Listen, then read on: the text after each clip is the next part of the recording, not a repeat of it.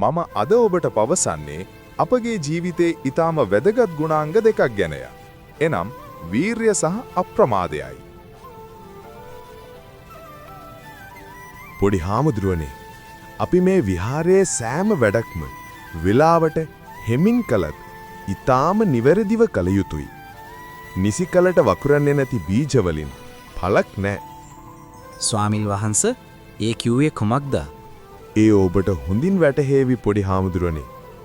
අපි උත්සාහය ගැන කතාවත් අහමු. පින්වත්නි, ගොවියා උත්සාහ කළේ නැද්ද? ඔහු උත්සාහ කළා. නමුත් ඔහුගේ උත්සාහය වැරදි. ඔහුගේ වේලාව අප්‍රමාදයේ වැරදි. තැඹු බීජ කවදාවත් පැලවෙන්නේ නැහැ. නිසි කලට නිසි උත්සාහය, වීරිය නැතිව අපට ජීවිතයේ සාර්ථකත්වය හෝ මේ සංසාරයෙන් ගැලවීම, විමුක්තිය ලැබෙන්නේ නැහැ. එහෙනම් ස්වාමින් වහන්සේ, අප්‍රමාදය යනු කුමක්ද? දරුව, අප්‍රමාදය යනු නොපමා වීමයි. කල යුතු හොඳ වැඩ, පින්කම්, අධ්‍යාපනය හෝ වගා කටයුතු අද කල යුත්ත හෙටට කල් නොදෙමීමයි. මේ කය නිතරම කැඩී බිඳී යන දෙයක්. අපට නිවනට යාමට තිබෙන වේලාව ඊටම කෙටි.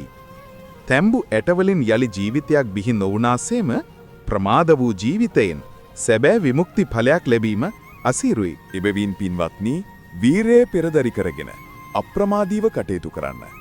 එමගින් මේ ජීවිතේද පරලොව ජීවිතේද සුවපත් කරගත හැකිය. තැඹුවට පෙළ නොවේ. අප්‍රමාදීව උත්සාහ කරන්න. නමෝ බුද්ධාය. සැමට තෙරුවන් සරණයි.